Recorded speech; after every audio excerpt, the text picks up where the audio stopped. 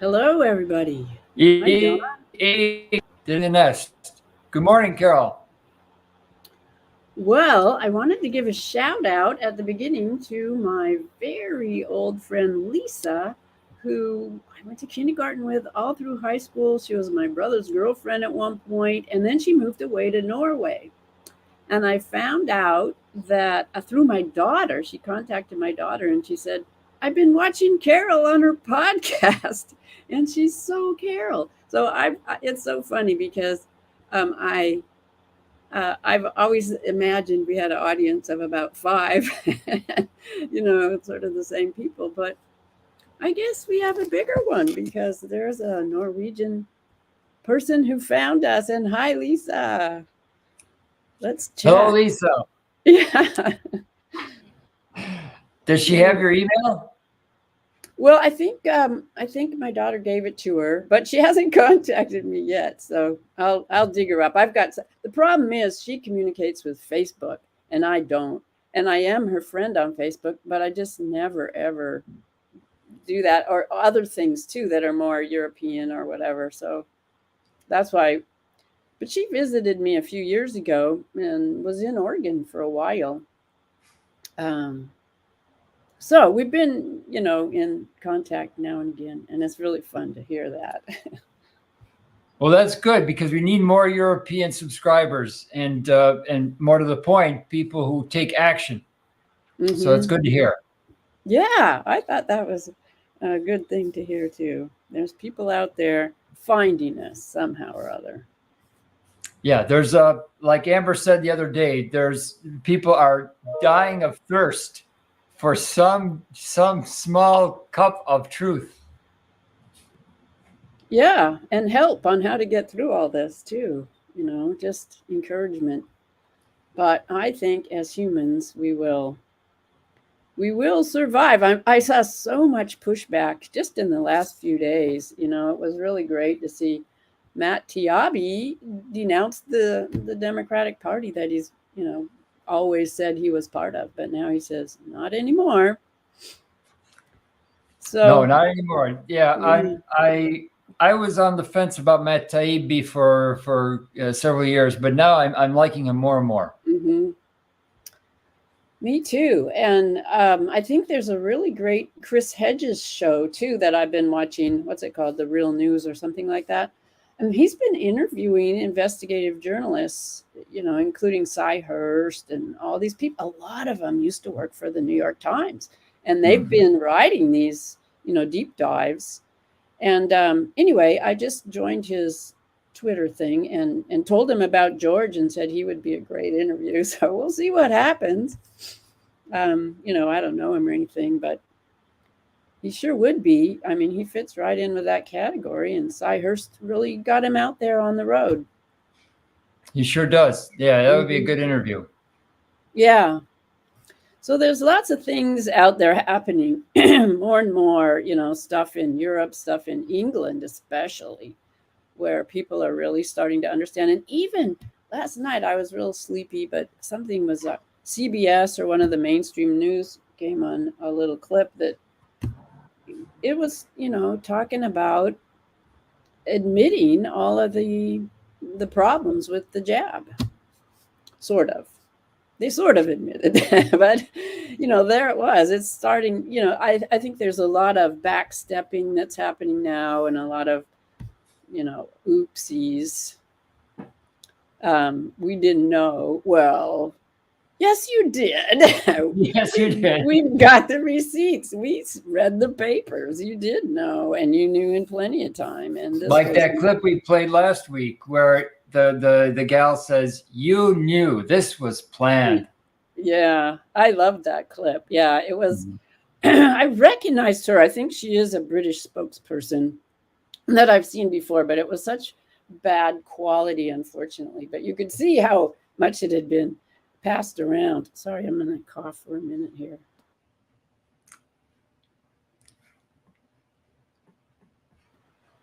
Yeah, I have a little frog in my throat. Well, a lot of our subscribers have been writing to me saying that they're very worried about the situation in Ukraine getting out of hand, now with the Polish Air Force involved, there's a lot of fear. And so one thing I want to do today, among many, is to try and give our subscribers a reason to scale back the fear, to not be afraid. Mm-hmm. Right. Well, the news that I was getting from Ukraine, from Redacted, I think that's a pretty fair news show that comes into my feed, however it does. I think George watches it too, but they were saying just yesterday that, or the last few days, that really this is the last stand. Zelensky has 90,000 troops all in one place, and they're either going to all die or they're going to have to come up with a deal. That those are the two options. So I guess it's a little bit wait and see, but we should be pretty close to the end, it sounds like. So I don't know what you hear. What did you hear? You were hearing more troops or more equipment is being sent or something? You're on mute. There's a gradual shift of all the NATO forces in each country moving logistics support towards the eastern edge of Europe, and closer and closer to Ukraine, or to the countries that border with Ukraine. Mm-hmm. And this is not a good sign. As George has said many times, there's a lot of money to be made on war, a lot. And everyone, Mm-hmm. even here in Atlanta, everyone has their 401k, and no one has the courage to ask, how much of my 401k is tied to the engineering of war?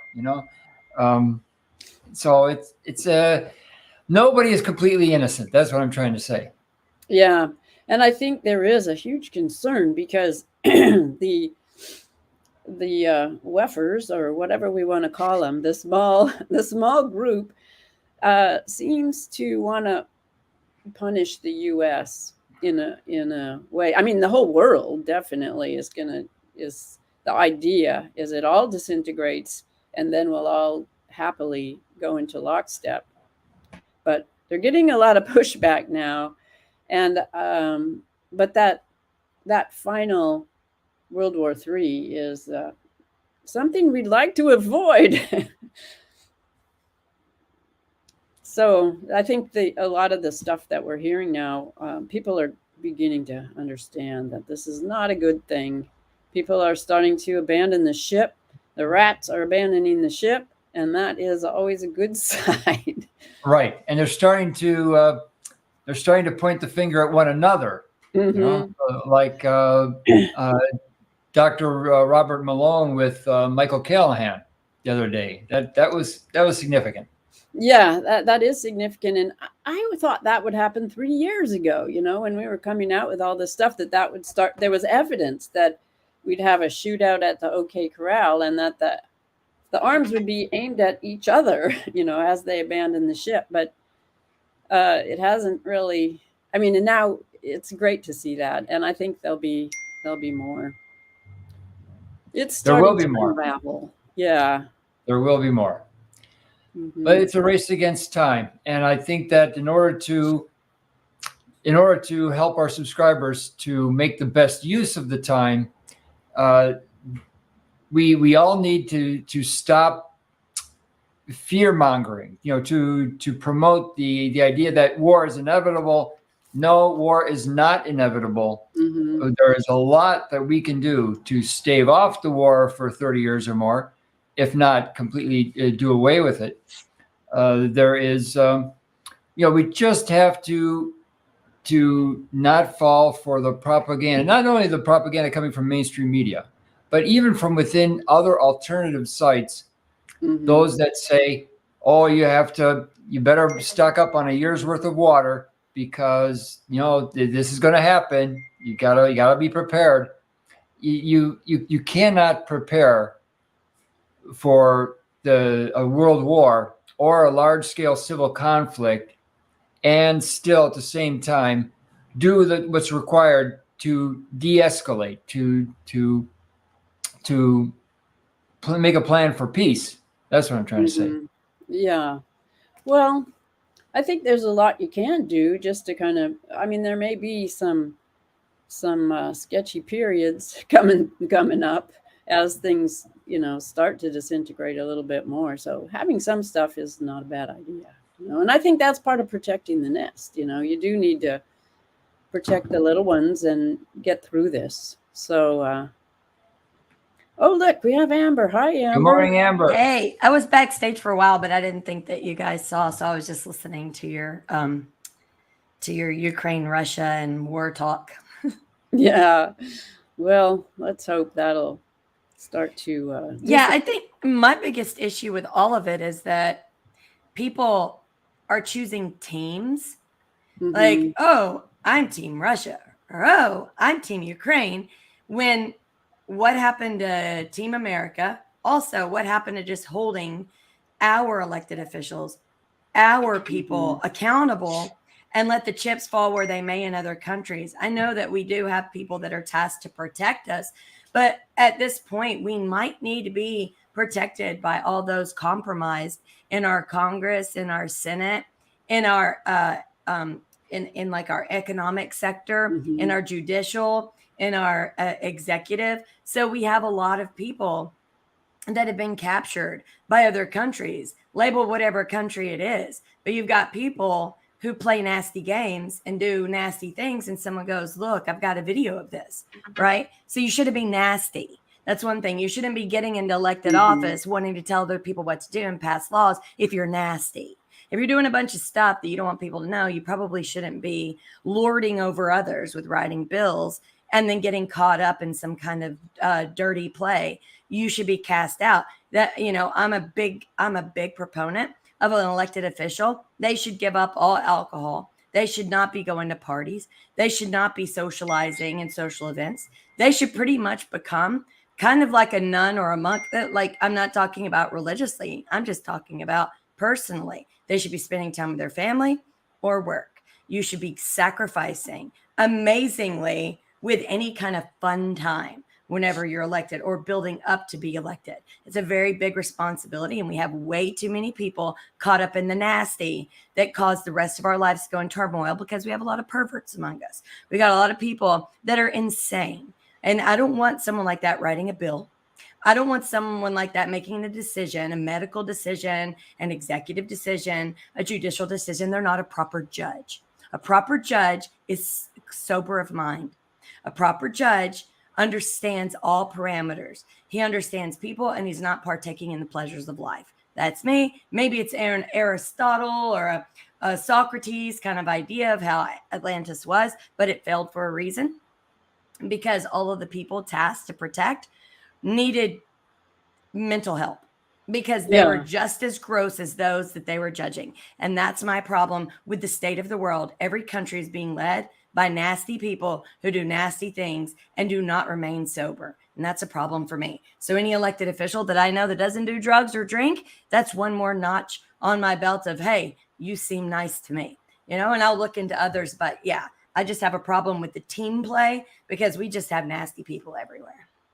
Well, I think that has grown partly because the whole program of compromise, and that the drugs and the, low light cameras in bedrooms and all that stuff is how people can be forced into doing things against their conscience when they know something is wrong. And then it becomes an excuse, well, the dark, this is a dark time we're living in and nothing matters. It is the idea, I think, that nothing matters. And so we're just going to have fun while we can. And, that's gross. Happened. Yeah, that happened in World War II. It's kind of the creed of the CIA for some people. It's okay to lie because of plausible deniability. And in order to do that, you might have to, do other stuff to forget that you're being a bad person. So it's just become this or set up other people so that they're worse. So like if let's say I steal a candy bar and then I want a position of responsibility and I know that someone knows I stole a candy bar. So wouldn't it behoove me to get the people they support to steal 4 candy bars? Wouldn't it behoove me to try to make out those who'd be my competition to do worse? So yeah, I may have done this, but you did this. So, I mean, that's the dirty tunnel that we're down at this point. And so that's why I'm so mad at what they're doing to children. They're teaching children pervertedness is okay. Like looking, like taking away your innocence, not, being of sober mind and growing in intelligence and understanding the environment around us and understanding the elements and understanding what we can do. We were made to be creative. We were born beautifully and amazingly. I mean, we're all supposed to be here, but what are we doing with it? And that's the problem. And I'm tired of some of these agencies saying truth is relative. No, there's absolute truths. And that's what we're talking about. The relative truths are just someone's perspective. Yeah, I saw my cat run by. My cat's black and white, but my cat ended up looking mostly black. But my son said, no, the cat has mostly white. That's perspective. Someone would have to come in and measure it, but someone's opinion of what they saw is a perspective. So to them, it's their truth. That's totally different than absolute truth. It's a totally different component. And that's what's happening is people are just putting everything into just truth is whatever you want. What's your truth? And here's my truth.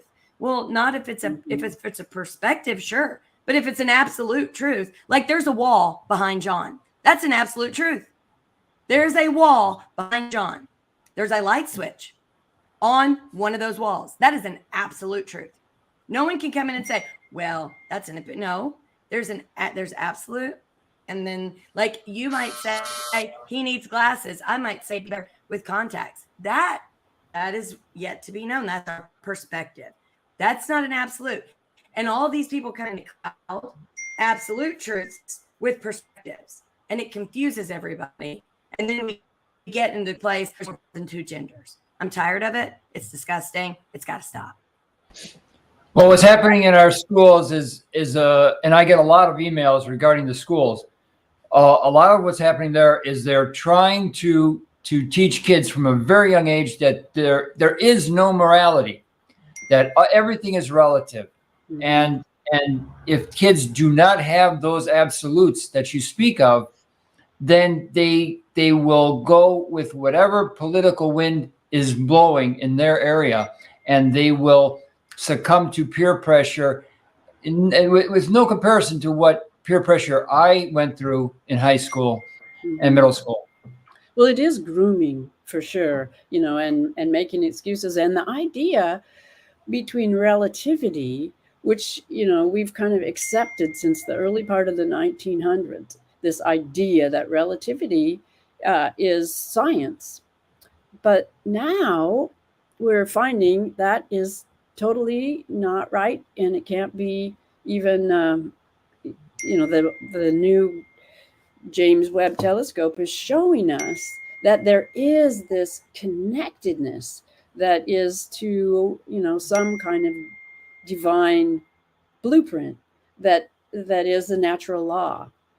And I think there's, by switching from relativity to this idea that we're all connected and we have access to the infinite wisdom and knowledge of the entire universe, and that we're not automatons, and we're not, we can't be replaced by machines, that those ideas don't hold up anymore, at every level. So anyway, I think that's all really good. And I don't know what happened to Amber, but she was talking about, oh, there you are, you're back. Okay, I mean, I think we were kind of parallel thinking again when you were going through, what's happening at the top.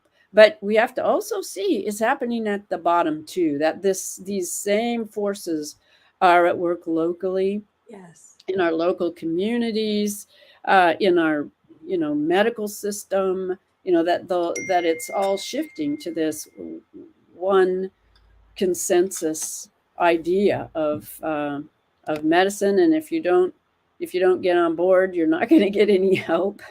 And we know that the real help hasn't been coming from the medicine in a long time, or that there's always been this other option that should always be used first, you know, because it doesn't have such a bad record of hurting people.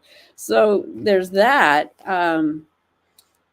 And yeah, the banking stuff, it's just on so many levels that these same forces are out there trying to divide us and get us to agree to something that is inhumane, and it's unhuman, and it's intentionally inhumane and unhuman, these ideas. Carol, so I sent John a little video. It's called the bystander effect.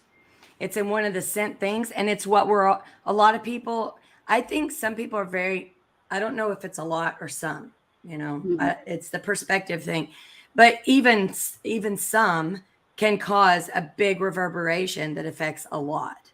Okay. So it seems to be a type of hypnosis, the bystander effect. So it's very, when I saw it, wow,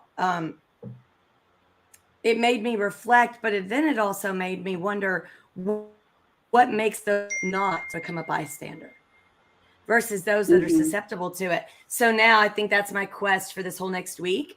When something happens, what makes me go past the step of just becoming a bystander instead of proactively wanting to know more and separate myself from the crowd just to get a good bearings on it in order to protect those around me and not just be led into wherever things are leading, but as a protective measure. Is it because of trauma early in life? Is it because we're just naturally protective? Is it because we're more in tune? So I'm going to be on that quest, trying to find out about why some people are susceptible to becoming a bystander and how some people are not.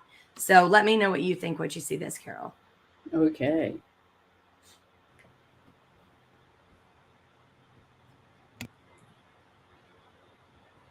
All right.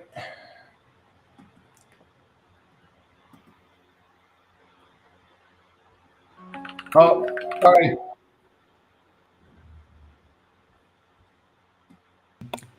Why so the last 3 years on planet Earth?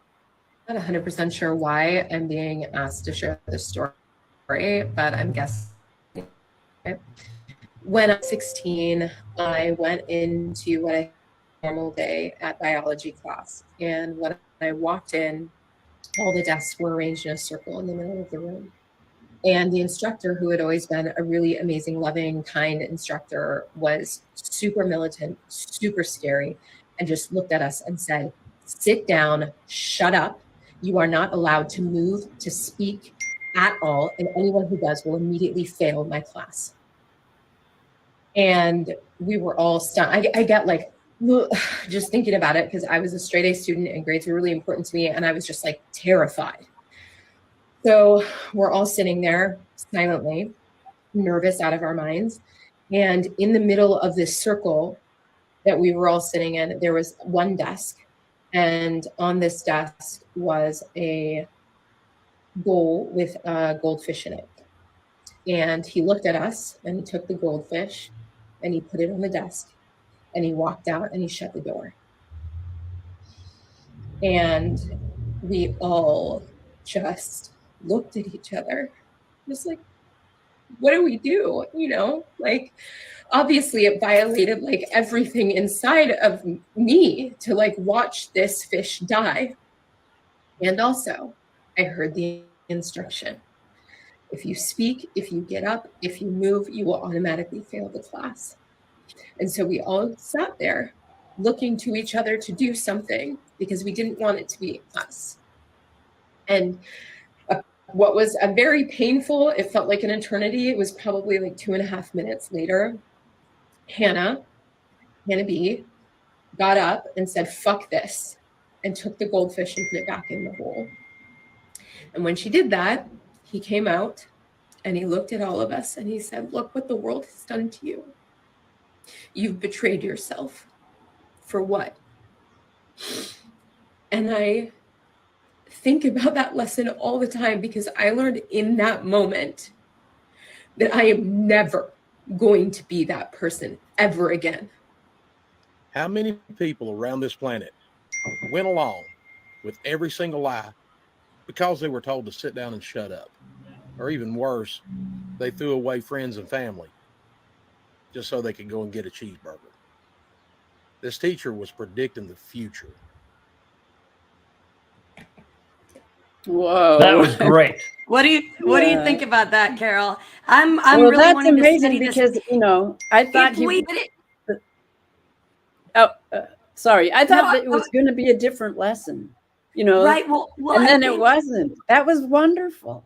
if we study what causes the bystander effect and we actually harness in on that, we can stop the authoritarian control over masses of people by stopping that turning against your better judgment, turning against your gut, turning against your love of all things living in order to just survive for something so minuscule that doesn't really mean much in life, that you've harnessed all of your being about a grade, a class, over the life of something. I mean, I know the brutality of the world has hurt us, but I really want to hear what you have to say. But like, if we can't go after those who are too big to touch, wouldn't we want to affect all those who are caught up in that bystander effect so that they can no longer use us against us? Yeah. Well, it's a super powerful lesson. Super powerful. And I hope that can pass on. And I think it can. I think people are starting to stand up, wake up, notice, say things. It's still a lot of people haven't, but there is a shift now. And the guy who made that video, or who passed it on and talked at the beginning and the end, he realized he'd been duped, I think, just like she had. So that's a powerful open your eyes. They analyzed at the Ivy League schools for the past 80 years. They have studied this and studied this. Mm-hmm. They studied human nature because the people at the top believe that that human nature is fundamentally flawed, and we do have our flaws, but they believe that they have to study things like the bystander effect in order to debug the American psyche to correct it. Yeah. Well, that was my other thought, that I think that is the other lesson, had that been really what the guy was trying to do, is exactly how all this compromise has happened, and so it was a lesson in both things. Yeah. How it happens and how not to, what you have to do so it doesn't take over the universe. I think the beauty of being an original has gone away. And I think what I mean by that is everyone being very confident about themselves and loving themselves, not to the point of like, I'm an Adonis, I can do whatever I want. No, but loving yourself. So if you walk in and you want to wear. Uh-oh, you froze. Well, if you think about what diversity is, you might need to come back in, Amber. You're just frozen. But originally, when people started talking about diversity, it had a really different connotation socially. It was, the more diversity there was, the more discussion there was, the more appreciation there was. It wasn't this shifted message that unless you can prove you're diverse, you're not worth anything. I mean, that's not how it goes. It's like we are asymmetrical and we need all this input. And the outliers are what give us the vision that, sometimes we don't have. Those outlier visions are what move us forward, and why dialogue and appreciating different points of view is how we solve problems. It's like part of us. So, but they're not getting at the college campuses today. They're not getting that. They're using diversity as a different. They switched the definition. Ironic, diverse of schools to homogenize or actually to create two very distinct groups, and you have to be one of those groups, and there's no middle ground. There's no be for or against both groups. It's very scary. Well, why don't you play that Lennon clip? Because I think that is, how you call people names and point fingers and do that cleaving, and understanding that helps you see it, and that's why it's good to look at these things. It's some sort of propaganda video from the Cold War. So sorry about that. My kids are home from spring break and they're both on Wi-Fi, and I had to tell them to turn it off. Get off Wi-Fi. This is from Chris Hunter's Twitter feed, by the way. Thank you, Chris. And thank you, Chris, for all the work on the IP traffic in the Eugene U case.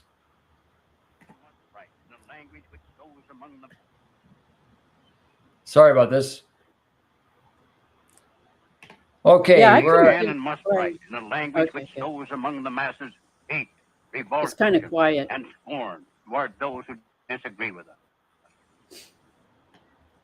Men front organizations must discredit and degrade our critics. When obstructive or irritating, label them as fascist or Nazi or anti-Semitic. Constantly associate those who oppose us with those names which already have a bad smell. The association will, after enough repetition, become fact in the public mind. By duping the American public and turning a deaf ear to the voices of warning because the topics were controversial or because the patriots themselves had been ridiculed as extremists, racists, fright peddlers, the conspirators were ready to move one step closer to their hidden goals by precipitating mob violence. Riots, demonstrations, street battles, detachments of a revolutionary army. Such are the stages in the development of the popular uprising. So I think we can see that this was a video about how it was done in the Russian Revolution, and that they're using exact same tactics. If you question anything, then you're going to be labeled with a hate group person. So here we are, back where they were in Russia at the turn of the century. We haven't come very and this far. Was before computers, before Facebook, before AlphaGo. Yep.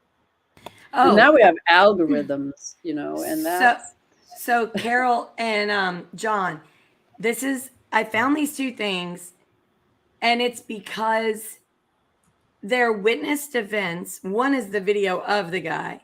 He was at the Trump arraignment, and he looks very peculiar. And when I say peculiar, you'll be like, what? Because either he had reconstructive surgery just to look like one of the weirdos on the Jetsons, or he was, or no, I think it's the Flintstones when the aliens come, the guy who talks to Fred Kazoo. I remember Kazoo. He looks like Kazoo, number one. And he was at the arraignment and his eyes were acting really weird. And then the other one is a manager who all of his employees, when he gets in the next day, tells him that these two men that look the same face, same height, dress the same, came in and scared the bejeebus out of everyone. And he caught them on camera coming in. So it went along with what all his staff said, and they were frightened to death. So either we're being scared purposely, or something weird is going on in the universe. And so the two short videos, one is called Peculiar Fella at the Trump arraignment, and the other, Odd Men Come to See Manager. It's one of those things where you're like, okay, I don't really want to believe this. This is not, I don't want to go down the X-Files thing. The saying is, I want to believe, right? At this point, when I see stuff like this, I don't want to believe. So let's just watch this and tell me what you think. This is the guy at the arraignment. Watch his eyes. One is definitely not normal. There were a few of him there like this. A type of affair going on here for sure. Look at his eyes. That is not normal. Not normal. Can anybody tell me who he is? Secret Service? What was his purpose on being there? Because his eyes, something is going on there. Definitely. Yeah, Hmm. that's spooky. Trump. It wasn't just his eyes. His ears are moving towards points, and his head is brain shaped looked like weird. kazoo. His Yeah. head is shaped like kazoo. Like Yeah. that's the thing that I'm like, you would have had to bandage that baby in a different way than the Egyptians used to get that skull shape. And I know a lot of cultures have always bandaged. I just don't see an American culture growing up a baby and wrapping his head so that when he's older he looks like kazoo. I mean, it's just not what I would assume would be a thing. And the other one is Odd Men Come to See Manager. It freaked this guy out. I think it's mostly because he didn't want to believe his employees. So as he's telling it, you kind of hear him, kind of just going along. And then as the employees are telling him, he's like, okay. So then he goes to play the cameras. He's like, okay, so they were being honest. And it kind of freaked them all out. So, I mean, to me, it's like, are these peculiar people intertwined within the powers of countries? And they're just adding that little bit of crazy, whether it's fake, theater, or real. It could be causing the goobers that are already making mistakes to even be more gooberish, if you know what I mean.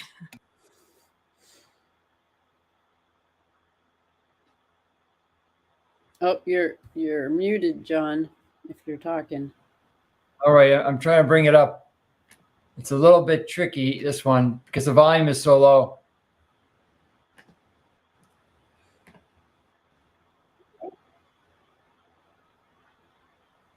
Can talk. I brought him. Let me see. Yeah, it's not that one. Sorry about this. I have a little problem with TikTok. And he said to me, "Can we go in your office and talk?"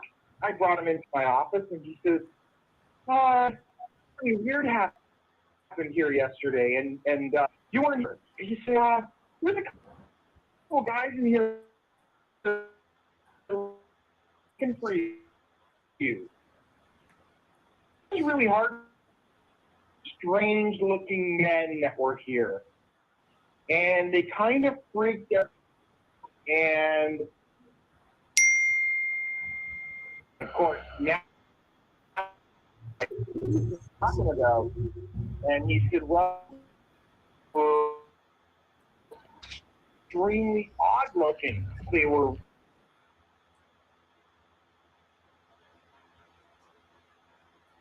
really tall." He said, and they were the same exact same clothes, and they had the exact same faces, like they were twins. And he said, trench coats were wearing like the fashion. They had a just came and they looked around a little bit and they asked you. And I said, "I'm sorry, he's actually not working today." And it seemed like they didn't believe me, so they started to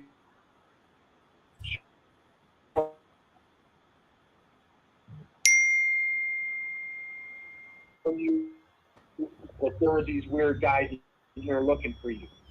So of course now I'm a little bit skeptical and I'm a little bit freaked out. All my security system, and I rewound the cameras, and sure enough, here comes two gentlemen through the front door, looking exactly how he described. Then the next day, I was talking with my tour desk, and one of them asked me, I heard that you heard that there were some men looking for you. And I think this is the second time around. yes. And she said, they asked a few questions about you, and they said strange things that I didn't understand. And they were talking about government conspiracies and they were very, very scary. And I said, well, why were they scary? And she said, they had no facial hair, none. She said they had no eyelashes, nothing. Their hair looked like they had a wig on, like it was attached to their head.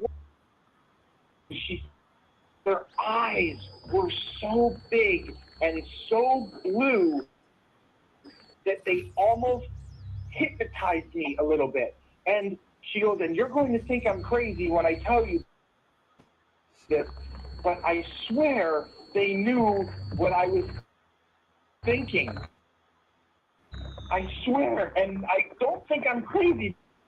Think about things other than you, and I don't even know if it worked. And she started to cry, and she said one more thing before she left. She said, these men, they didn't blink. Not once did I see them blink.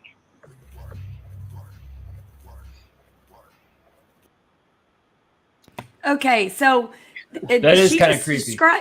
She just described Kazoo with a wig on. So if you look at the guy who has no facial hair and weird eyes, and then she said these two guys look like they had on a wig, I'm like, it's Kazoo number 2 and 3. Like, you know, there's something weird. So either people are seeing psyops, right? Just the stuff that they do, and it's just to cause, you know, lots of questions, lots of, oh my gosh. But, or, you know, goodness, we find sea creatures we've never seen before. Shoot, I don't know. And I don't know what Space Force guys look like. And maybe I need to look at them. And maybe they're just having fun cosmetically. But, you know, this is what people are seeing. And I wanted to show these because if we start hearing an uptick of people who are believing kind of things that we find fantastical, and we're like, oh my gosh, they're falling for a psyop or they're falling for this. This is the kind of stuff that they're seeing.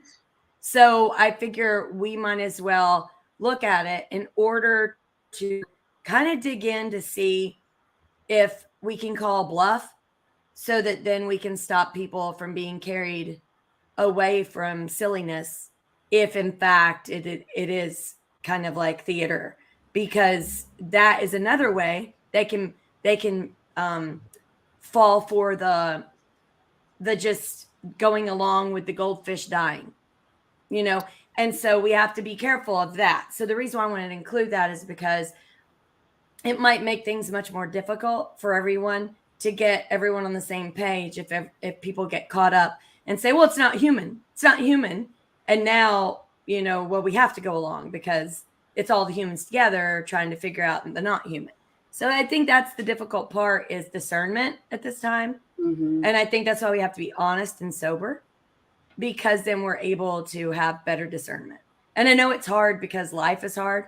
And I know that to ask people to be sober, I'm not saying be 100% clean, meditate 24/7, pray 5 times a day. I'm just saying be of sober mind. Like, don't get caught up in silliness, like where it's fantastical, comic books, you know, fantasy world. Really, you know, find who you are in this real world. Try to see the facts in front of you. If you have to have a whiteboard or a journal, put things you know are factual. They've been backed up. This is Sina Bavari is a scientist. Fact. Robert Malone says he's fighting the system, but he works within the system. Fact. So we have to, these are facts, and this is kind of silly, right? And then we should spend 80 to 90% on our day on facts, and maybe defrag if we need the silly. But I think that we have to really be on alert, right? Mm-hmm. We have to be on alert to not get carried away with the group. We have to be on alert of people who might cause the tribalism that's happening now to conglomerate, right? Because you would want a conglomeration in order to push for a new Babylon. Because you want everyone to be on the same page. You have to get them all on the same page as if they're fighting the same thing. And if they were easy to split, then you might have a way to easily join them together. And we have to be aware of that. For better or for worse, for richer or for poorer, this is just what we have to do. It's reality. And I think it's okay. And I think we can handle it. But I just think if we're not aware that that's what's out there. And also, once they said we're going to do a TikTok ban, when you actually look, that bill does not say the word TikTok. And I know legislatively they can't attack a company. So they have to make it broad. But in fact, it's quite stricter than the Patriot Act. Okay. And it really gives a lot of power to all of our information. And the fact that they're wanting to bring this in at the same time, they want to bring in CBDCs, which is a Fed digital currency that they want to bring in July. That all would go together because they would need an Internet of Things kind of bill that was stronger than the Patriot Act, because the Patriot Act is in our physical form and what they can do with what they already have. But now I think if they can't capture a particular company or get information or private information, they're going to ban particular companies or put them under a restrict act or under an umbrella, so that nothing that we're doing, because they don't like crypto. I understand. Our system's not perfect. I don't know if moving to everything digital, where if the grid goes out, we're screwed. I don't think that's a good idea. So I think a lot of this is stuff we have to hash out as people. But in the meantime, I think that the timeline of the Restrict Act, so I'm looking at all these platforms that they're questioning, are you good enough to be part of our group? To see, is it because the things that are on it and they don't want people to see? Because most of what I'm showing you today is not on any other platform. It's only on the platforms that they don't approve of. So that's what I question, because I can't find these things on anything else. So even the ones that say they're not censored, such as Twitter, I can't find these on there. Right? So they're censoring this particular social media page. And for me, I just want to know why, and if it makes sense, and if it's legitimate as to why we need to be protected, fine. But if it doesn't, and it's a lot of circular logic with a lot of broad laying out of things, in which I'm not going to be able to walk down the street and buy a candy cane or a peppermint without the government going, now, Amber, you shouldn't eat that. Like, then why are you selling it? You're going after the people that want to buy it, but not the manufacturer selling it. That's silly. Why wouldn't you go after the GMOs? Why wouldn't you go after the toxins? Why wouldn't you keep a lot of soy out of children's products when it causes a lot of disruptions? Like, these are things that we really need them to be paying attention to, but they seem to be doing the opposite. So it doesn't seem like health or security is their concern. If they're allowing riots, they're allowing poisons and toxins. They're not concerned about our health. So I don't want to say, it's so they can see if we're eating something healthy. I think it's more like getting our genetics, our personal information, and pretty much owning us like we're slaves. And I thought we were of the mentality that being a slave was bad. I mean, I've been hearing this for the last couple of riots about 300 years ago. But what about now? What about all the slavery happening now? And what about what could happen with governments owning us? It would be different if we had wonderful governments and we had no drone strikes. And we actually had people who were able to be in a courtroom. You were able to hear debate. People were able to have their sovereignty. Okay, that might make sense. But right now we have law that is unequally distributed. We don't have righteous judgment happening. So we have a lot of problems. We have a lot of corruptions within the system, and with a corrupt system, I really, really, really don't want that corruption to know everything I'm doing. Because if I'm trying to do good, that's adverse to those who want me to do bad and are trying to lead me into a tunnel of having zero moral fiber. So I have a problem with this. And so I am researching and, grabbing what I can from some of these platforms in order to try to figure out what all this means, because I just don't want to walk blindly without really researching it. So I've been spending a lot of time looking into this. Well, what I've been looking into it too, Amber, because it is, we can tell that these few people at the top have a vision for us that is not the one we share. And I think that things like this, like you showed us, work on both levels. Both things are true. It is a psyop, yes. But yes, also there's tons of funding going into robotics and, super soldier stuff and transhumanism, which combines, augments biology with all, you know, the eyes and all kinds of stuff, and the knowing what people think. They're working on this. You know, there's tracks, just like we found when we got the virus and we started looking into the documents. There's documents. This is going on, and it's also happening at a level that we do not have access to see. Right. And that's why I picked this next video, because it's a nurse describing a woman that was possessed and what she saw. Because a lot of nurses are saying they're seeing this, and it could be bath salts, it could be so many different things. But I think we as citizens need to know when it looks mechanicalized, when it looks like it's purposeful and it's someone pretending, versus when it's someone who cannot grasp what's happening and there's a human struggling, whether it's mental illness, whether it's toxins, whether it's spiritual. There are definitely things happening, but we need to be able to discern these things, because churches for a long time have talked about people who've had struggles. I've actually seen things as a child when family members buy, and they call alcohol spirits for a reason, right? It causes That's you right. to kind of not behave correctly, and you do kind of weird things.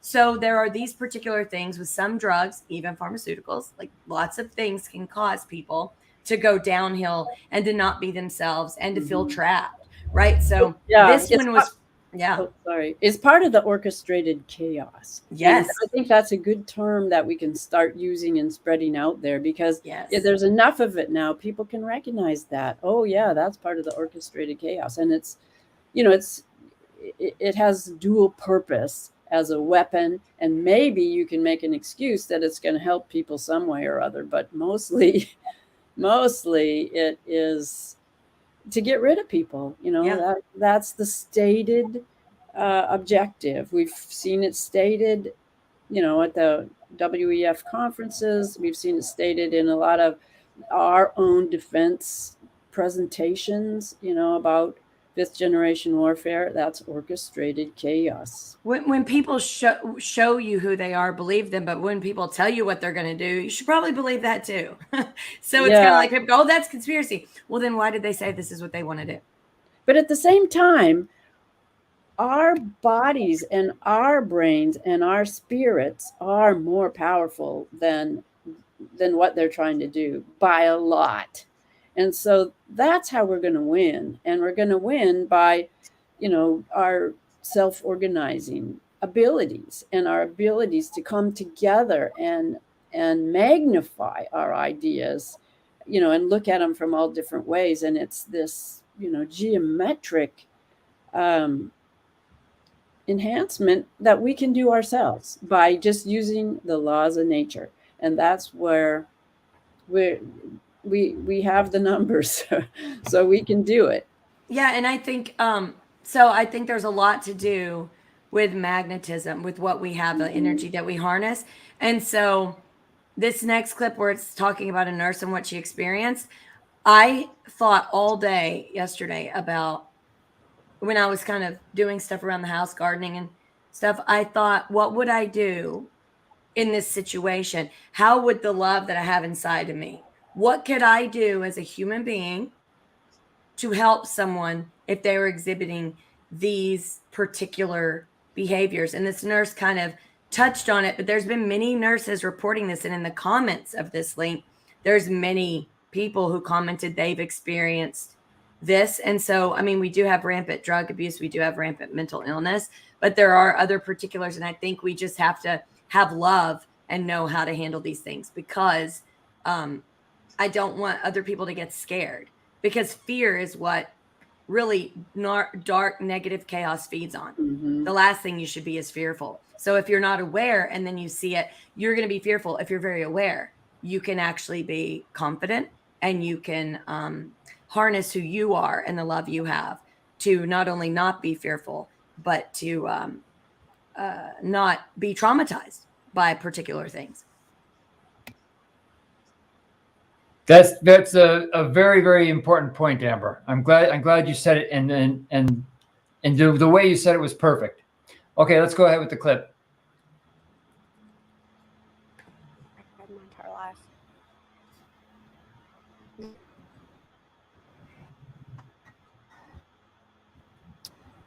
I don't even know where to begin.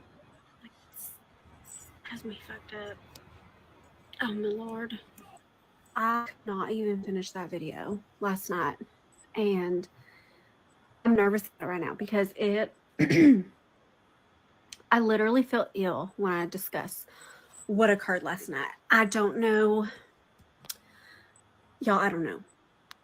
We got called out to a involuntary transport, meaning that the police went out and decided that this person needed to be transported for whatever reasons. It could be that they're a danger to themselves, a danger to others, or just like gravely disabled, meaning they just can't take care of themselves.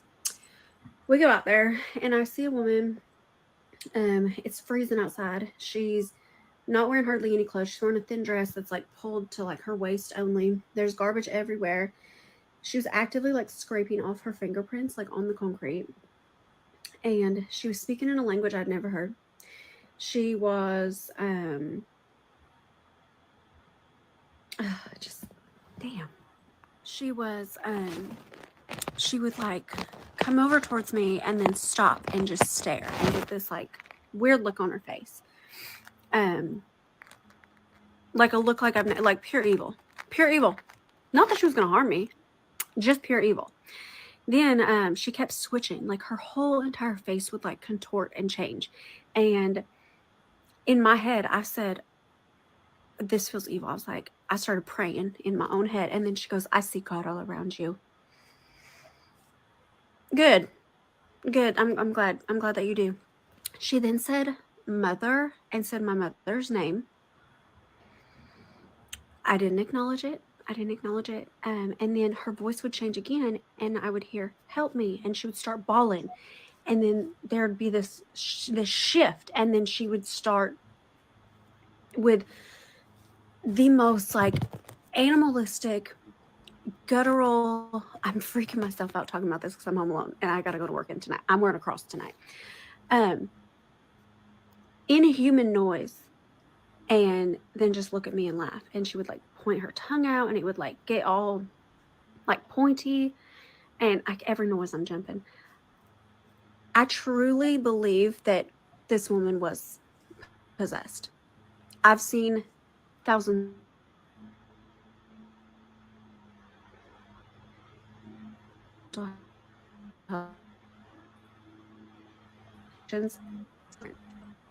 Whoa.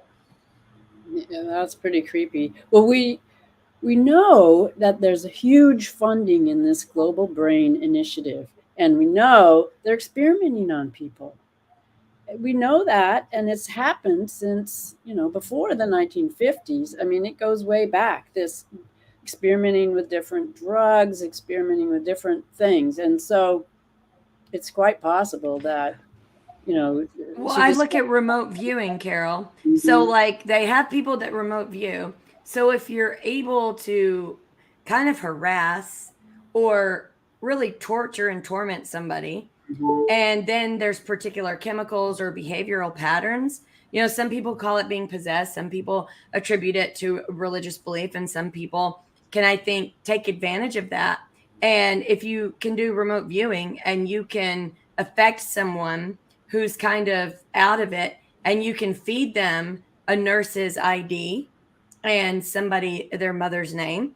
But there were a lot of people commenting where somebody should not have known personal things about them that they were able to speak, and they heard them say, help me, and mm-hmm. were doing crazy things. So to me, I think we get all caught up in, is it possession? Is it religiously based? Is it drugs? Is it this? We just know that some people have an out-of-body experience where they're not themselves, and we have to figure out. And maybe it works different for all of us. Maybe some people will pray. Maybe some people will look at them emotionally and like try to address their mental health. Maybe some people look at them biologically to see what toxins they have in their system and do a cleanse. Maybe some people want to remove the parasites. I mean, there is a lot of science on what parasites do to other bugs, fish, and everything else that makes the person pretty much, or the animal, hurt itself and do dangerous things. Right. There's that, and there's that kind of possession, but there's also documented experiments where they're working on. In fact, this is going on at MIT, John, where they're trying to teach doctors to be able to be surgeons using someone else's body on the battlefield, take total control of their body. And they're practicing, they're doing this. This is a real thing that has papers written up about it. And they're also in Australia at Pine Ridge. There's been a long-running experiment. I need to find the book or whatever this source came from. Oh my God, we're on the same level Yeah. because I have an Australia video, and it's "What the F is that sound?" They're doing some experiment in Australia, It's and you've got to Alice hear this sound. They think it's coming from a mountain range, but they're not sure. But they keep looking up in the sky, and so they're doing something with reverberation, with because you hear the sound and it's kind of got a vibrational undertone. So it's making me wonder. You know how you've talked about vibration with water and frequency. It seems like if you actually listen to the sound, there's a lot of very sharp frequency and vibration, and all the people are doing is saying, "What's that sound?" They're just looking at the sound. Yeah. But Well, if you now really that- listen, you can hear the.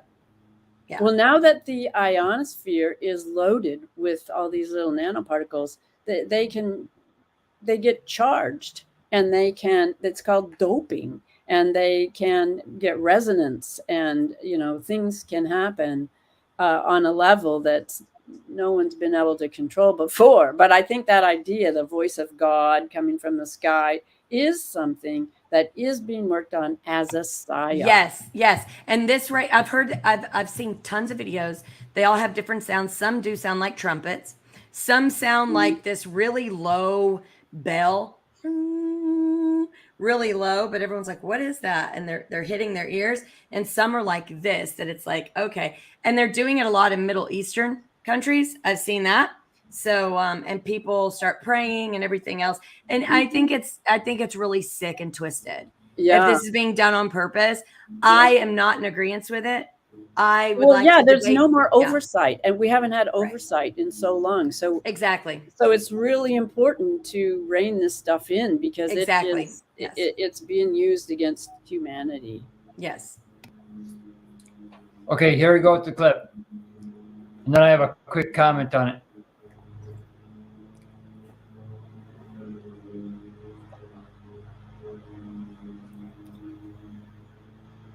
Carol, are those blowers? Are they already at your door? Oh, they are. I'll mute it. Sorry. Yeah.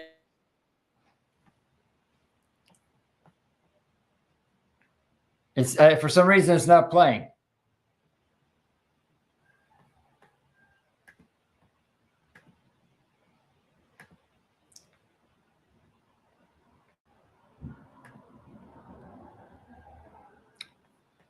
Let's try again.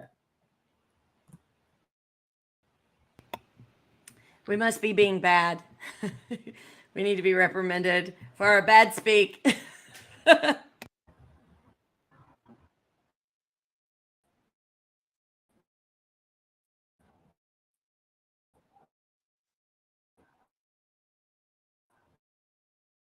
You're on mute, Carol. I'm working on a presentation for our group about plasma and what it is. Our and social credit score is not. all kinds of stuff, but a lot of this stuff will come up. Awesome. I'll look for videos to send you. That way, when you're researching it, you can, I'll look for different sounds, right? So that when you're looking into the plasma and stuff, you can see if they've already patented particular sounds, particular frequencies, like the high pitch, the trumpet sound, or taken over a lot of frequencies. What the fuck is that? There you go. There we go. We got something happening.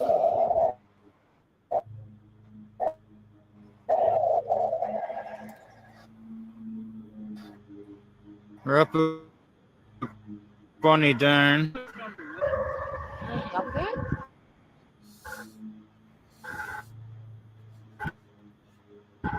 Saying it, I can hear the aliens.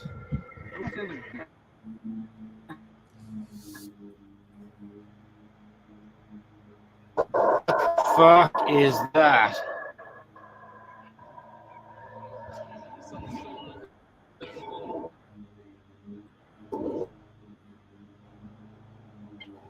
That is weird. Oh, look, there's birds flying up there. Yeah, You know what? that's not the first video I've seen, but that's one of the more impressive. Do you know where the location is in Australia of that video? Is there? No, but I can read in the comments to see if someone asked, and then I can look at the person who posted it and see if they have a link tree. Because if they do, it'll link if they posted anywhere else, and then I can go on a different platform to ask them where that was in Australia. So I'll try to do that. I know that there's a mountain range that they're looking at, and that I think one of the people standing there starts to wonder, is that a mountain range? Is that a what is this? And so they're pointing at the mountain, but then they start pointing up at the sky. So I don't know what I think one of them said it's coming from there and points to the mountain. But I know when you're looking at plasma, Carol, you're going to be looking at the magnetic force. And so this one is for you. There's two of them for you. One has to do with electricity, ? Portal, ? And then the other one is not all water is the same. And I think those two are maybe something you might want to add to your plasma stuff to see if it helps anything, or it helps you connect the dots, because you can see something and you're like, oh, I'm going to look for this pattern. Oh, I'm going to look for this, kind of to help you get through that tunnel to see, okay, this is where they might be going with this. This is where we need to be sharper and focus in on, that kind of thing. But the first one is the electricity portal. And it's these two women, and they're standing at the top of the mountain range, and one of them, their hair is standing straight up. And they just put their finger in the air and you can hear the electricity crackling. And so they're reaching their finger out, and it's at Horseshoe Bend. So it's really cool. Like, you know, look at her. Like, it's a little and then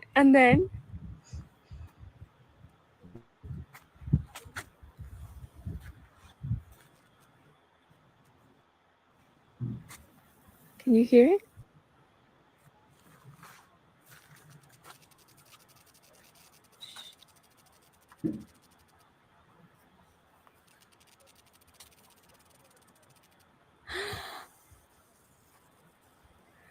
Do it again.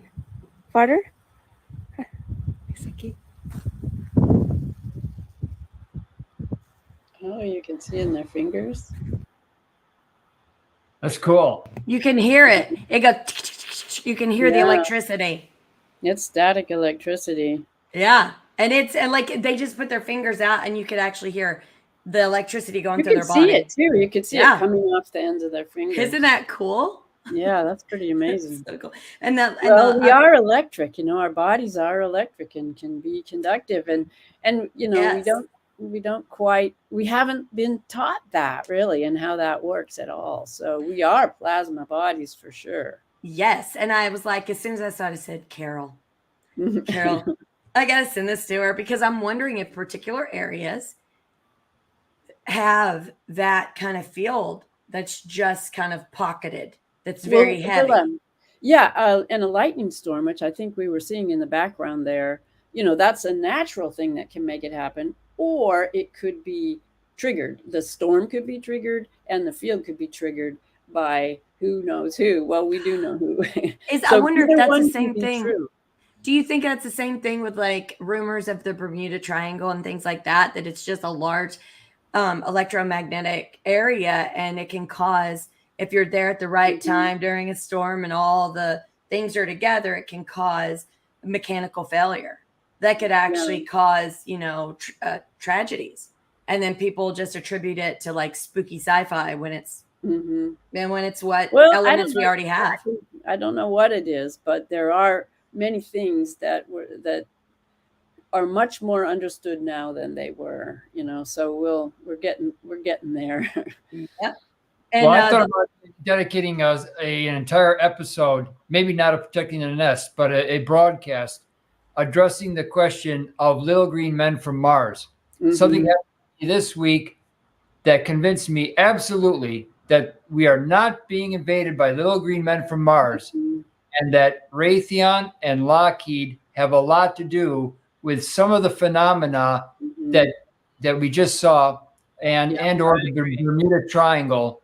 And they want people very badly to believe that it's aliens, and then, but at the last minute, the second coming of Christ will come. Yeah, or the sun, or Right. yeah. There's many. We're being pre-predicted with all this priming, to be able to, oh, yes, there. It's definitely a control mechanism that's going on, is what I see, and that's part of the presentation I'm working on. Actually, there's a wonderful poem, "The Gods of the Copybooketting," and it's really, really great. We can talk about that next week, because there's a lot of poets. If you go back to Keats, Shelley, Poe, there's a lot of and with poets, you really have to read in between the lines because it's emotional. So with the emotion, if you get caught up in the emotion, you're hearing the prose, you're hearing the story, the song, the thing that makes you sway back and forth. But you have to only look at the linguistics, right? Only look at what and go in between the lines.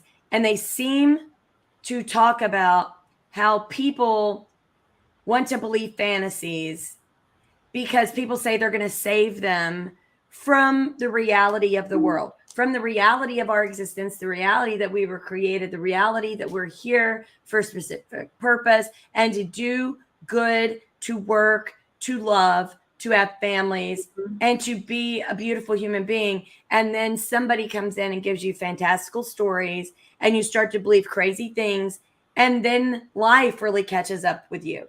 The world, the cycle of life, the actual reality of who we are and why we're here. And then we find out all those fantastical things we were promised are untrue, but we fell for it. And now the reality, because we went down that road of fantastical things, we end up killing ourselves, harming ourselves, causing great travesties, and then having to start over to realize that we're here for a purpose. We're special people. And it's like this cyclical crazy. And that's the gods of the copybook headings, because you have to look at the linguistics and what he's actually saying. And people really got mad. And they were really furious, because I would love to believe that there's a unicorn right outside my door and I can go ride it. And I can see a lot of rainbows and get to a pot of gold. And then afterwards I can jump on the treetops and talk to the birds. I think that would be great. I would love that.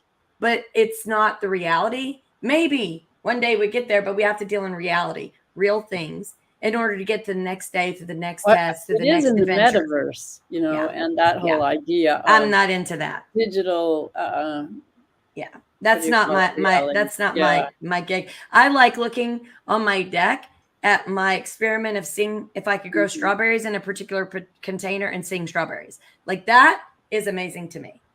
Those just real life instances of beauty and, just amazingness. But some people, maybe they're sad, maybe the sadness of death, and a lot of people can't process great travesty, harm, death, war, that maybe they feel like they have to believe fantastically so they can survive. I get that.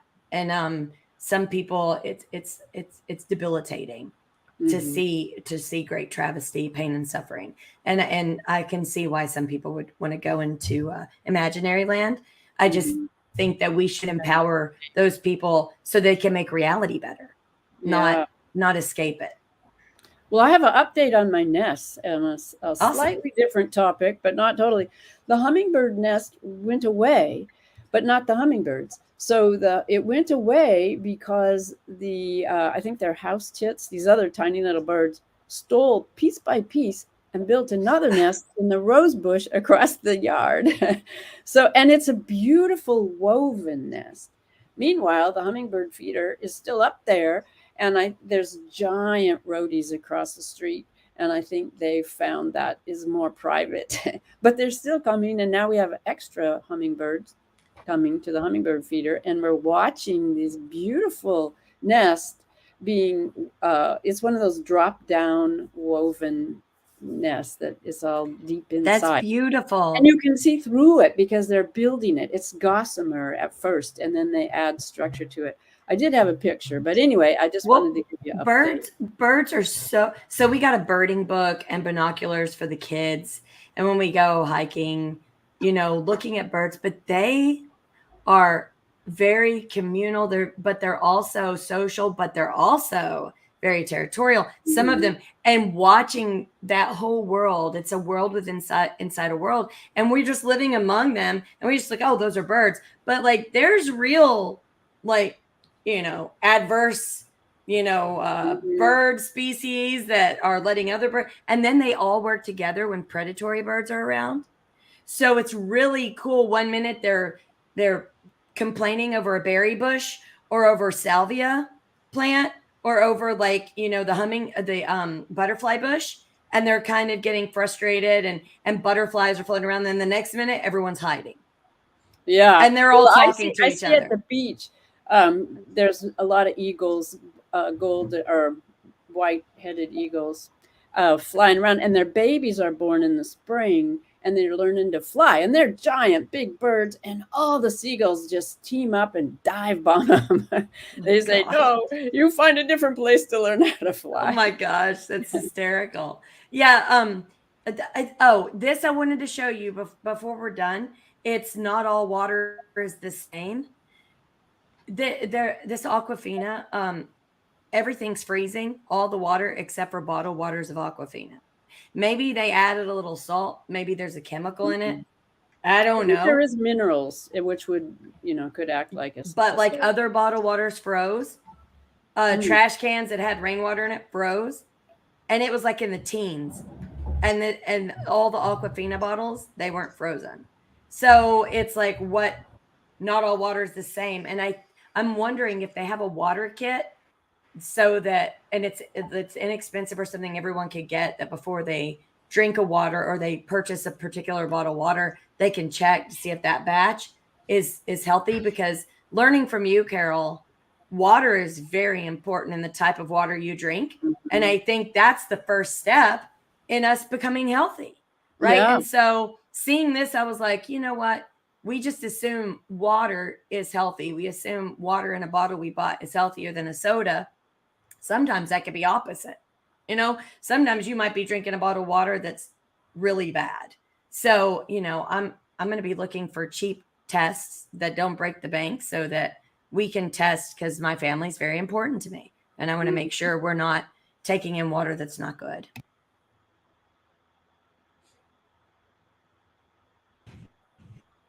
So we weren't going to worry about that about. So we're going to start over here on we're in the teen, low 20s, teens, and here frozen water straight out of the back of a truck. Again, frozen straight out of the back of a truck. We had this sitting right beside both of them. Nothing. I thought a little bit about it. So then we moved on.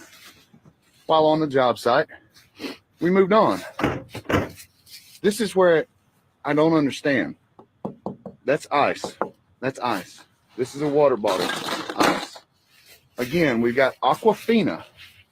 The Aquafina sunk down inside the ice. You can see the hole that's, and the Aquafina is not frozen. How is it that none of the Aquafina bottles on this job are frozen, but every other piece of water anywhere is frozen solid? Someone please answer that for us. Well, curiously, I believe, at least it used to be true, Aquafina was owned by Coca-Cola. So that might be part of the explanation. I don't know. Could be. I thought, and someone asked a question in the chat, Carol. They want to know your opinion on distilled water. I've been buying distilled water, and I want your opinion too. Because I know reverse osmosis is pretty good, but also I want to know, what would you say would be better, just for drinking water, high pH balanced water that I would get from Good Nutrition, a health food store that I love, where I can choose my pH level? Or would it be better just for me to do distilled? Or should I do, something like reverse osmosis? What's your opinion? Well, I ended up with reverse osmosis, and I did have a distilled water thing years ago for a while, and I don't. At that time, I knew a lot less about water than I do, but I've had this reverse osmosis for 20 years, and one of the things that's really good is it filters out. It's got a carbon filter too, and so you're just getting pure water, and it's not mineralized, so you're not getting minerals. Same with distilled, you're not getting mineralized. I don't like the idea of buying it in plastic, so that's why I want to have a source. And there's also some really cool filters. I think Janet has one of these. It's just a gravity fed, and it goes through some charcoal filters too.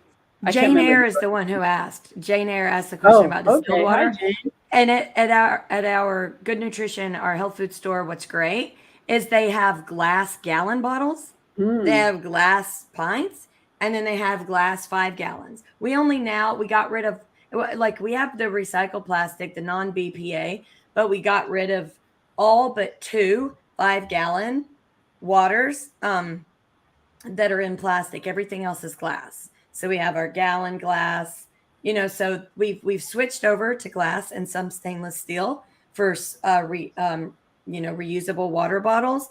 But we're trying to stay out of plastics because it's a bad inhibitor, especially for kids when they're growing.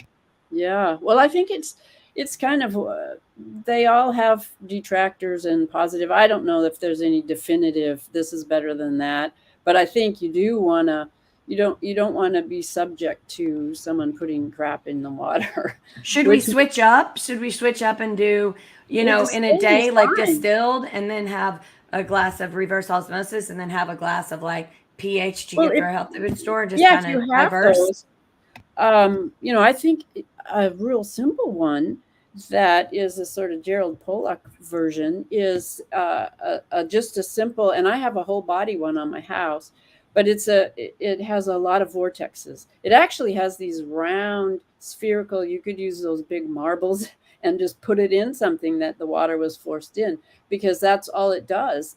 And, that is what actually structures the water. You can't let it go for more than, I think it's 20 feet or some amount of feet altogether. It unstructures it eventually if it has to go through a long, long tube. One quick comment, my little 2 cents. If you live in a city that fluoridates its water, neither the reverse osmosis, the commercially available reverse osmosis, nor the charcoal filters will remove the fluoride. Just note that. How do you remove fluoride? How do you remove it?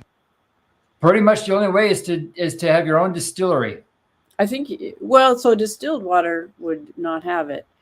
I don't have fluoride in my city. I'm very, very happy about that, because there's, it is a neurotoxin, and there's enough. Maybe that's why you're all so rebellious. Yeah, because you haven't been given the submission chemical. Good point. Yeah. No, I think it's a humans in the raw state. Yeah. Because we've had 5 different votes on fluoridated water. And every time somebody comes in and spends millions of dollars on TV and billboards and everything, and every time voted down. Nope. So, there is something about Portland where they're a little bit more awake than other cities, because we're the biggest city that refused fluoridation. And that means that as a city, you can stand up and say, we don't want 5G. That's happening in other places. Theoretically, that happened here, but I don't have all the receipts on that. But they're building the towers anyway, and that's really creepy. And they're just little rogue communication companies that just, they have a contract to put them all up, and nobody's stopping them. And then if they get caught, they just go out of business and change their name. So that's really illegal. I got caught being sketchy, so I switched my name so I could be sketchy again. That's kind of below the belt. Yeah, well, that's the name stealers, we've heard about them. That happens a lot in businesses, in products, like the remdesivir thing that has different names in different parts of the world, and then they're coming out with a new name for here. So people, it's just a way to say this is something new when it isn't. And I think that's what we're seeing again. A lot of stuff that's been going on forever and being called something new. All the creepy stuff has happened before, and we just have to stand up and say, forget it. We're not going Yeah, there. read the poem, "The Gods of the Copybook Headings." There's actually a really good one Yeah, on that looks like a good poem. YouTube where a really great author, I'll try to put it in the chat on here, Okay. is he's amazing. His voice is amazing, but it'll make you sway. It'll make you love the artistic view of it, but really listen to what he's saying and then think about what's going on today. It's amazing. Yeah, it is rinse, repeat in a lot of ways, but it's always different each time. So we don't know. We have short memories. Well, I had a video too, but we can do it next week. It was on that there's a synthetic kind of We can vitamin. do it if you want. I've got another 5 minutes if you want. Sure. I think, okay, well, let's put it on. It's about synthetic vitamin E that has lots of information that it causes many kinds of cancer and does other horrible things. And it's still being put out, and how to look for it on your shelves and get it out of there. Yeah, I found this very interesting. Maybe that can be our outie, our outtake, because we are a little over time.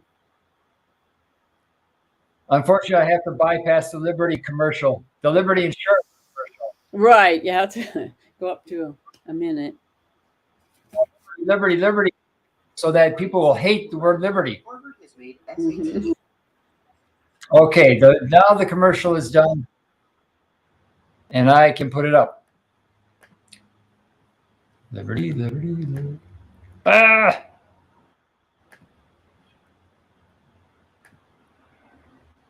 This one, fat soluble, has been linked to causing breast cancer, liver cancer, colon cancer, and even prostate cancer. For this information, because it can save your life. You can go up to 106. Start at 106. You got a lot of garbage here to get through. In our vitamins, in our sorted supplement blends, maybe we've taken it individually, and the synthetic version of this vitamin has been linked to cause cancer. I know. I mean, it's like mind-blowing, right? What's crazier and even more mind-blowing is that we know this research, and yet that supplement still is on the shelves and being sold in products you might be taking. So get out your pens, and I want you to down the name of this supplement. It's called Alpha-tocopherol, and it is vitamin E, synthetic vitamin E. Sadly, this research is not groundbreaking or new this year, but it's been around for over a decade. We have known that there are links to this cancer-causing synthetic vitamin, and the altered version of this vitamin somehow promotes cancer cells. There's a lot more, obviously, research that goes into this. And if you're curious, I'll include some of the reference guides that you can check out further for your own reading. But I want you to peruse every supplement that you have in your cabinets for alpha-tocopherol. I first encourage you to scour all of your supplements. This includes all of your nutrient powders, all of your nutrient bars, anything that's been enhanced. We're talking soy milk, almond milk, oat milk. It might be in your power bars, your protein bars. Alpha-tocopherol is prevalent, and it's so overwhelming. I am going to make this statement. It's not founded, but I'm making the statement. I think alpha-tocopherol is worse than soy. So please do your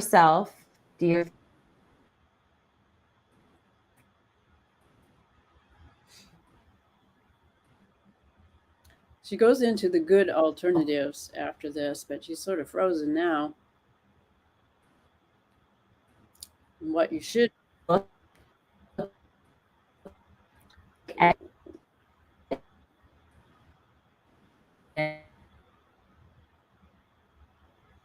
still being sold, you might be taking today, which cease if you are. The good news is there is an alternative, and nature provides us an amazing vitamin E alternative in the way of tocotrienol. You may or may not have heard that version of vitamin E. It is starting to become a more prominent supplement in some of the nutraceutical brands. I was at a conference where the doctor who found a plant, I believe it was in Brazil. He noticed that this one particular plant produced the same type of serum as another kind of substance he was working on, vitamin E. And in his research, he found that nature had gifted us with cancer protection in the way of this natural plant-based vitamin E, tocotrienol. And he is pushing as many supplement brands out there to make the switch. The challenge is we've got to have mass production of this particular plant, and tocotrienol is not as prevalent as the synthetic versions that can be mass produced in manufacturing labs across the world and even in our backyards. So if you want to make a few switches, I'm going to list for you a few ways for you to get access to tocotrienol. It is a worthy switch. The research still is being released. This particular scientist is still running lab research, and he's been recently financed by the National Institutes of Health. So the good news is there's more and more research being put towards tocotrienol and all the benefits, and there's different versions of tocotrienol that will be studied further. We can gain access to tocotrienol now, and I'm going to include some links down below with some products that we sell in my full script store where you can gain access. I'll give you one little snippet of some research that I heard about, and it hasn't officially been released, so I can't give you the reference information, but in early trials and assessment of tocotrienol, I think it's a delta gamma tocotrienol, it literally reverses colon cancer. I mean, mind-blowing, right? So the reality with this video content, it's pretty dark. And the reality is that we have to take our health into our own hands. It would be great if we had regulation that literally banned the substance from being manufactured and sold here in the US, but it's not. So you are now officially armed and dangerous to minimize the cancer impact, the potential cancer-causing impact alpha-tocopherol may have or have had already in the lives of you and your loved ones. So on the flip side, you can literally combat the adverse effects of having consumed alpha-tocopherol by replacing that with tocotrienol. Again, there will be some links down below to some early supplements that I know you can't find these at Walmart, at Target, and they're barely on Amazon, but we do have them in my online store. I offer 10% off on all of our products. This is not a sales video by any means. And I know, because this is the way the YouTube universe works, one of you will have a life-changing result, if not all of you. That's my hope. With producing this video, I'm hoping that we can save your life. We should be seeing regulations of this cancer-causing synthetic supplement, but we're not. So we have to take our health into our own hands and get rid of it. So that's my message for you. That's my gift to you today on this Vlogmas video. I know it's a little bit of a Debbie Downer day, but this is literally something nobody is talking about. So if this Okay. Well, Carol, will you send me that link? Yeah, and John can put them in for everybody else too. Awesome. John, Thank you. John, you're muted.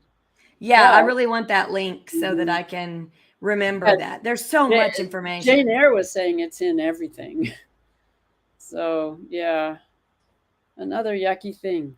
Well, anyway, on that note, there is something you can do about it. So yeah, and it seem like all the waste products from materials that they give us, they use all the waste. Like when they're getting oil, the stuff that is at the bottom, that's petroleum jelly. So when we use Vaseline, it's just the gunk that's Mhm. the extra that they don't know what to do with, and then they make it into Vaseline. So there's so much that they have to Well, reuse yeah. these waste products, and we're the waste consumers. And it's Well, the like we're the bottom pegylated, dwellers. It's gross. yeah, the pegylated lipids that are in all our medications are serious problems, and that's the same thing. You know, it comes out of petroleum byproducts, and the medicine is based on that. That's what Rockefeller medicine was all about, petroleum byproducts. So anyway, I'm going to have to go, but thank you, everybody. Thanks, everybody. Tune in tomorrow for the George Webb video watch party, and on Monday for the Italian job. Thanks again. Have a great weekend. God bless everyone. Bye. Eeg.